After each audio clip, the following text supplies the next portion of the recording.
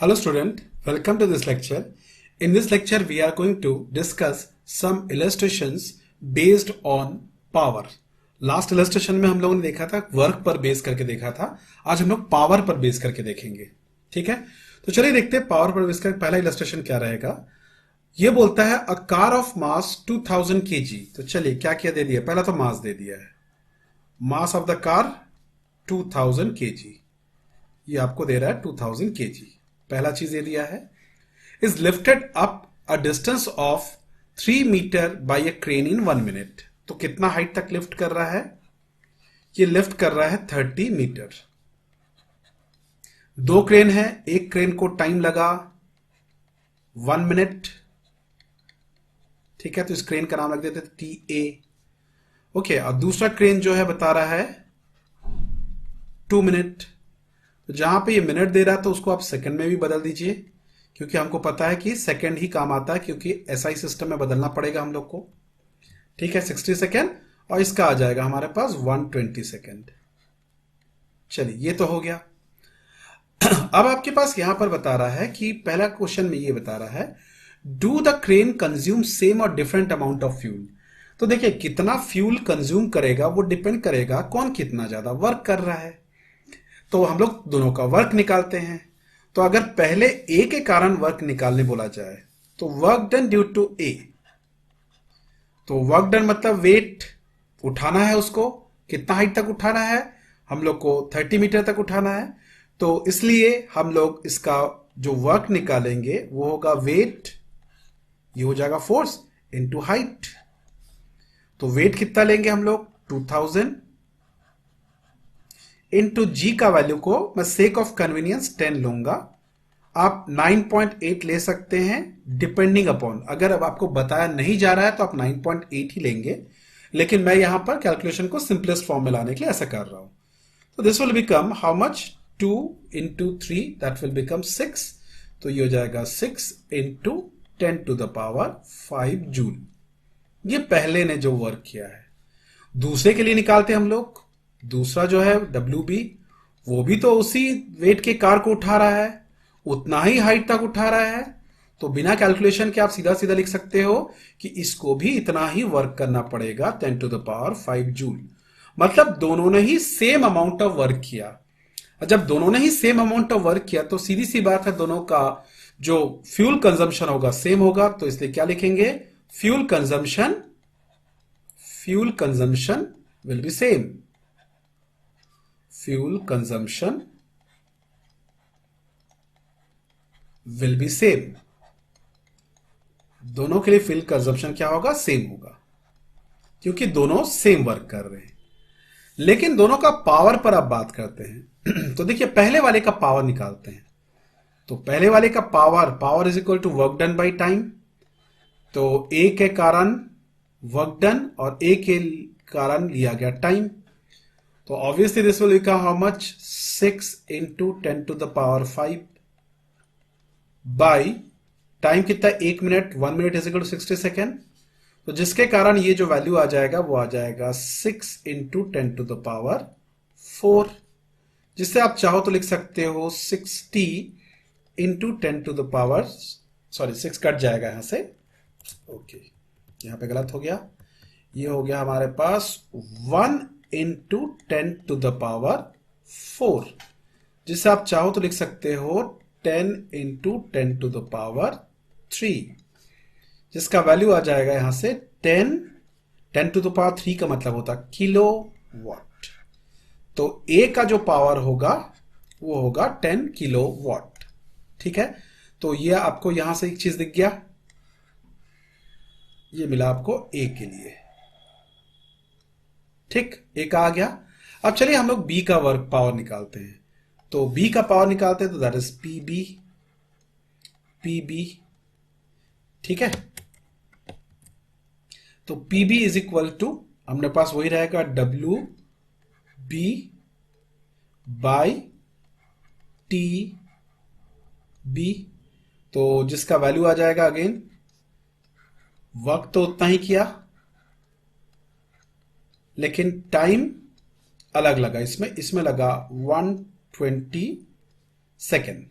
ठीक है, ये 120 सेकेंड लगा, जिसके कारण जो अपना पी बी का जो वैल्यू आएगा that will be equal to, सीधा सीधा आपको दिख रहा है 0.5 इंटू 10⁴, जिसे चाहो तो आप लिख सकते हो 5 इंटू 10⁻3।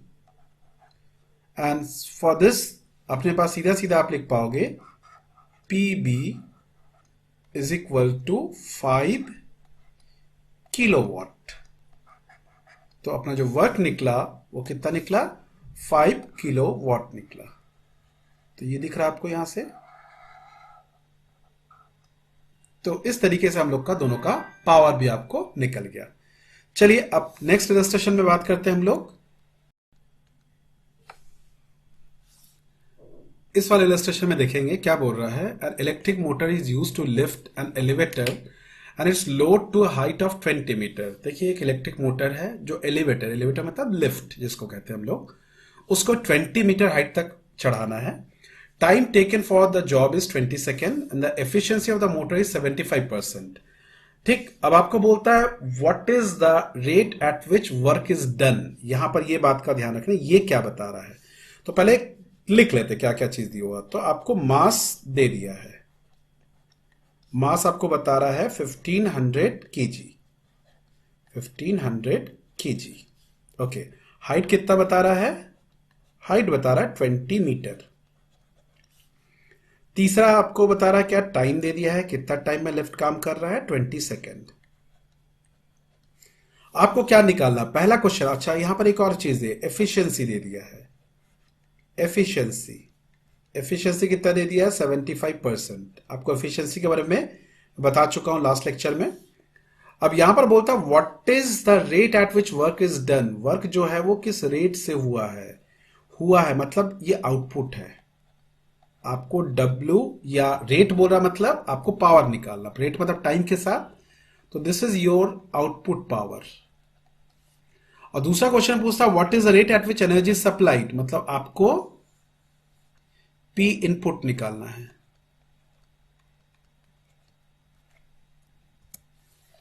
तो ये सारा चीज हमको दिया हुआ है, अब आपको यहां से सॉल्व करना है। तो चलिए पहले हम लोग जब आउटपुट पावर निकालना है तो जितना परफॉर्म कर रहा है उसको देखते हैं। तो यहां पर जब आपको वर्क निकालना होगा, आउटपुट वर्क, पहले आउटपुट वर्क निकालते हैं। तो वो लिफ्ट को उठाएगा जिसका मास कितना है, इतना 1500, और जी का वैल्यू हम लोग क्या ले लेते थे, तो सीधा सीधा लिख देते हैं, इतना फोर्स लगेगा उसको उठाने के लिए इनटू हाइट। तो therefore this work done by the lift will be equal to, कितना होगा, m का value 1500, and again just for sake of calculation g का वैल्यू को मैं 10 ले रहा हूं, और हाइट कितना है अपने पास 20। तो देयरफॉर यहां से work will be equal to, आपके पास आ जाएगा यहां से 15 इंटू 2 30, तो दैट इज ये आ जाएगा 3, उसके बाद फॉलोड बाई 10⁵। ये हमारे पास इतना जूल वर्क करेगा।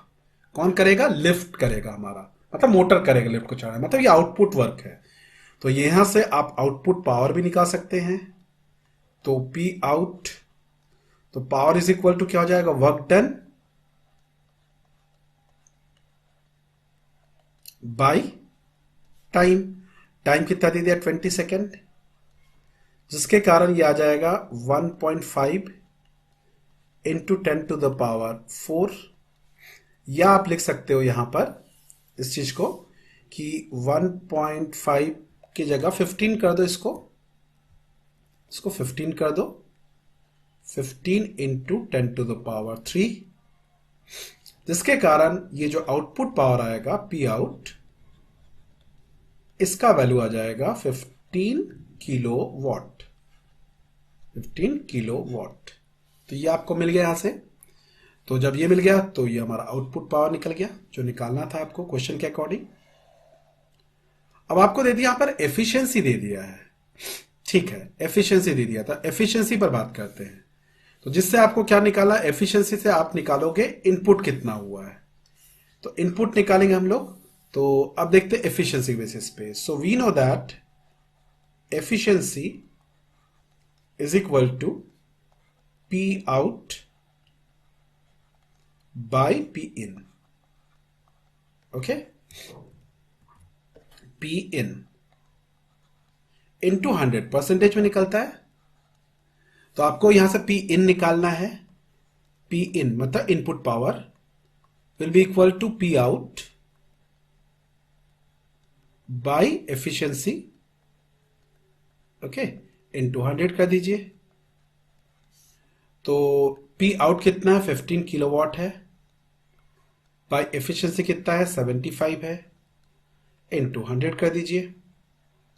और जैसे ही इसको सॉल्व करते हैं तो देखिएगा पी इन का जो वैल्यू आता है 15 5 जा 75 100 डिवाइड बाई 5, तो करेंगे हमारे पास कितना आएगा 20।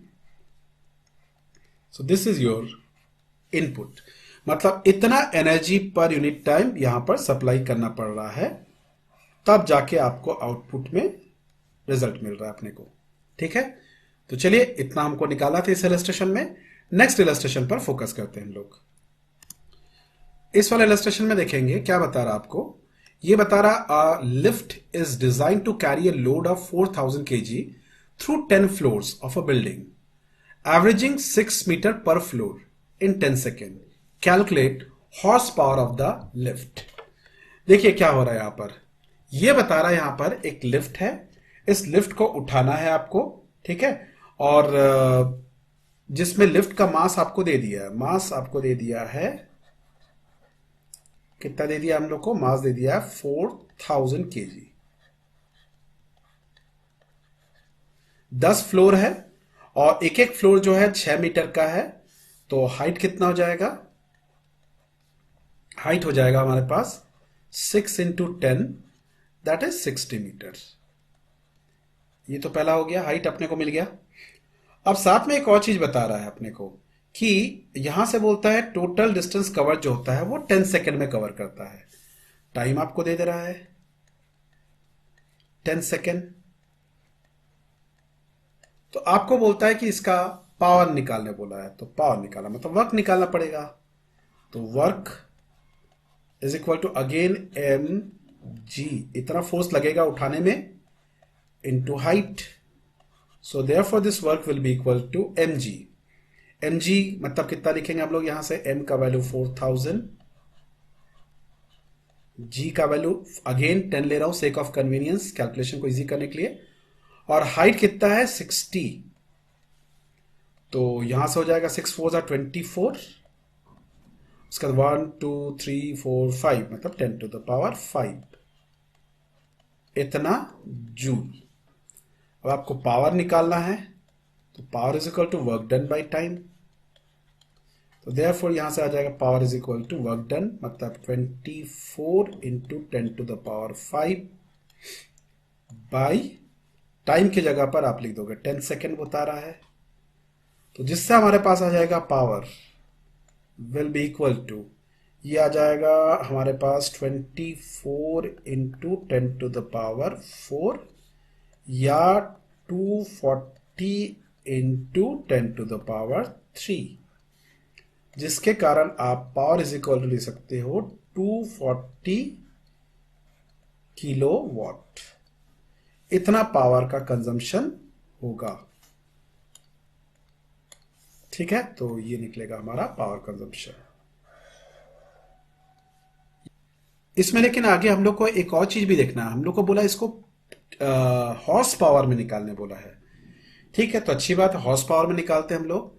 तो हॉर्स पावर में जब निकालोगे तो इसे आप ऐसा कर देंगे, यहां से हॉर्स पावर में निकालते समय अब एक काम करेंगे, यहां से सीधा सीधा इसको ऐसा लिख लेंगे, P is equal to kilowatt है ना, तो 240 into 10 to the power 3 by 746 आ जाएगा 746। तो therefore this power will be P will be equal to हमारे पास अप्रोक्सीमेटली आ जाएगा, ये आ जाएगा 315.3 हॉर्स पावर, क्योंकि हमारा हॉर्स पावर में निकालने बोला है। ठीक है, तो दोनों आप निकाल सकते हैं, कोई बहुत बड़ा इश्यू नहीं अपने पास।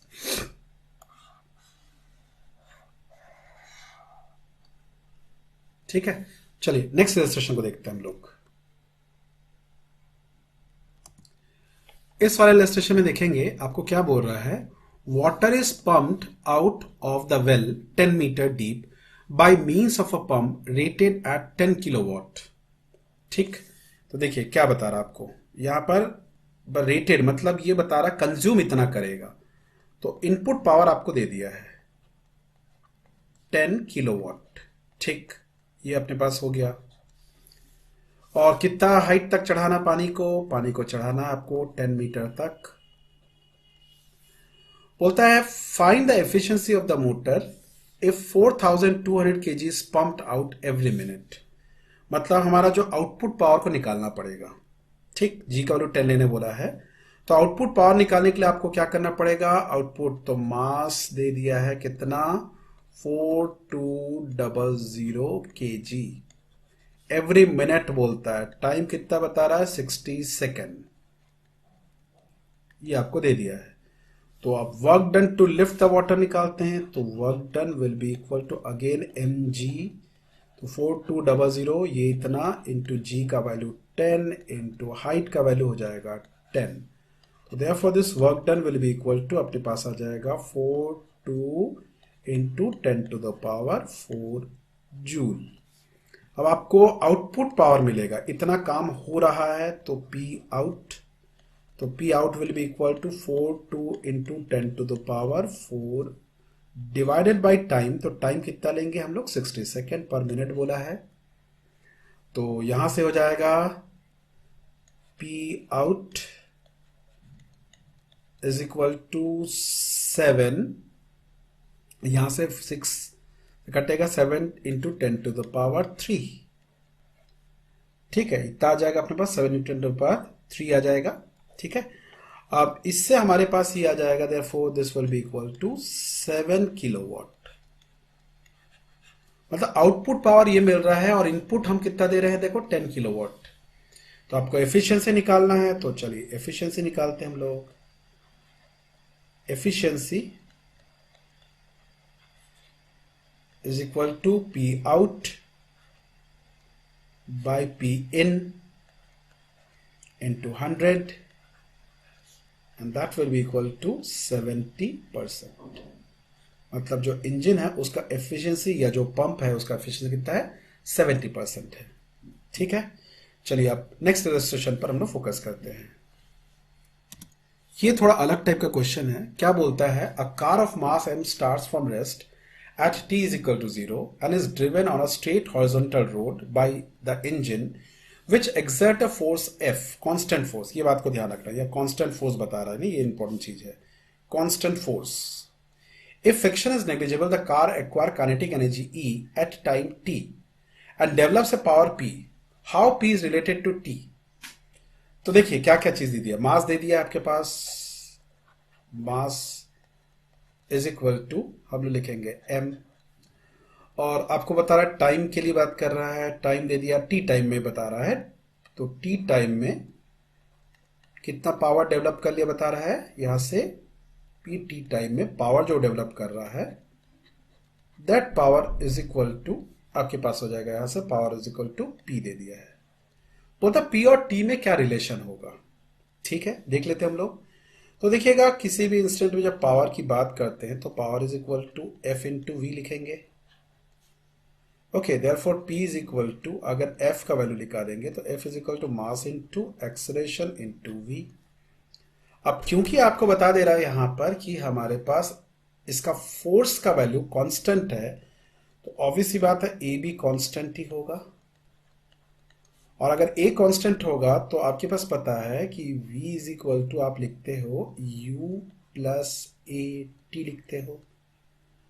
अब स्टार्ट फ्रॉम रेस्ट बोला मतलब u 0 होगा, तो therefore v will be equal to क्या लिखेंगे हम लोग ए टी लिखेंगे।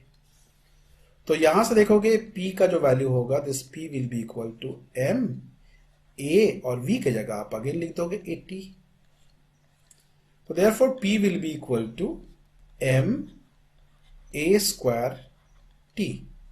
अब आप एक चीज देखिए यहां पर, क्योंकि फोर्स कांस्टेंट है तो ए भी कांस्टेंट है, तो ए तो कांस्टेंट है ही है, मास एम भी कांस्टेंट है, देयरफॉर आपको लगता नहीं पी जो है वो डायरेक्टली प्रोपोर्शनल टू टी हो जा रहा है। बस यही तो आपको पूछा था कि पी टी पर किस प्रकार से डिपेंड करता है। ठीक है, बहुत सिंपल सा क्वेश्चन है, लेकिन थोड़ा सा ध्यान लगाने वाला क्वेश्चन है। ये क्वेश्चन आपके इस तरह के क्वेश्चन जो है आपके स्कूल से ज्यादा ये आपके कॉम्पिटिटिव वाले पार्ट में पूछे जाते हैं ऐसा क्वेश्चन। ठीक है, सिंपल क्वेश्चन रहता है लेकिन आपको ज्यादा दिमाग लगाने वाला रहता है। ठीक है, चलिए नेक्स्ट इलस्ट्रेशन पर बात करते हैं हम लोग। इस वाले इलस्ट्रेशन पे ध्यान देंगे। इस इलस्ट्रेशन को मैं चाहूंगा कि आप पहले देख ले, वीडियो को पॉज करें, उसका बना ले, उसके बाद फिर से आप लोग इसको, कुछ नहीं बनेगा तो फिर बनाना आप लोग। ठीक है, तो चलिए देखते हैं क्या दिया है। बोलता a constant power P supplied to a car of mass m 3000 kg. The velocity of the car increases from u is equal to 2 meter per second to v is equal to 5 meter per second. मतलब ये initial बता रहा है velocity और ये वाला अपना final velocity बता रहा है। Car travels a distance of x is equal to 7117 metre. Find the value of p neglecting friction. तो ये डिस्प्लेसमेंट बता रहा है, डिस्प्लेसमेंट को x के फॉर्मेट में दिया है। तो चलिए बहुत बड़ा इश्यू नहीं है, आपको पावर निकालना है। तो ठीक है, power is equal to, power constant है, आपको पता है यहां पर power is equal to F into V लगाएंगे, क्योंकि देखिए वेलोसिटी के फॉर्मेट में सब चीज बता रहे हैं, यहां पर कोई फोर्स एक्सेलरेशन कुछ दिख नहीं रहा है। एंड अगेन आपको पता है this power is equal to, आप लिख सकते हो फोर्स को लिख सकते हो mass into acceleration into V. अब यहां पर एक्सेलरेशन के बारे में कुछ दिया नहीं है, लेकिन आप एक चीज ध्यान रखेंगे, आपने मोशन स्ट्रेट लाइन में पढ़ा था a इज इक्वल टू आप लिखते थे v dv बाई ds लिखते थे। तो यहां पर मैं dx लिखता हूं। क्यों x लिख रहा हूं? क्योंकि डिस्प्लेसमेंट x के फॉर्मेट में दिया है। तो a is equal to v dv by dx कर देंगे, तो this power will be equal to, आप लिख देंगे यहां से m, a के जगह लिखेंगे v dv बाई dx। बाद में ये v तो है ही है, जिसके कारण आप यहां पर लिखेंगे P into D X is equal to आप लिखेंगे M V square into D V. अब दोनों साइड आप इंटीग्रेट कीजिए। ओके, इंटीग्रेट करते हैं P डी एक्स। अब यहां पर x के फॉर्मेट में देख रहे हैं तो इसका डिस्प्लेसमेंट कितना हुआ, 0 से 117 तक हुआ, इज इक्वल टू यहां पर इंटीग्रेशन इनिशियल वेलोसिटी से फाइनल वेलोसिटी, और यहां पर लिखेंगे M V square D V. अब यहां पर p हो जाएगा, dx का क्या हो जाएगा, x हो जाएगा, और लिमिट रख देंगे कितना यहां से 0 से लेकर 117। यहां पर लिमिट रखना पड़ेगा, तो इनिशियल वेलोसिटी आपको दिया है कितना 2, और यहां पर कितना दिया 5। तो आप एक काम कीजिए, इसको डायरेक्ट इंटीग्रेट कर दीजिए। तो m तो कांस्टेंट है, m रहने दीजिए।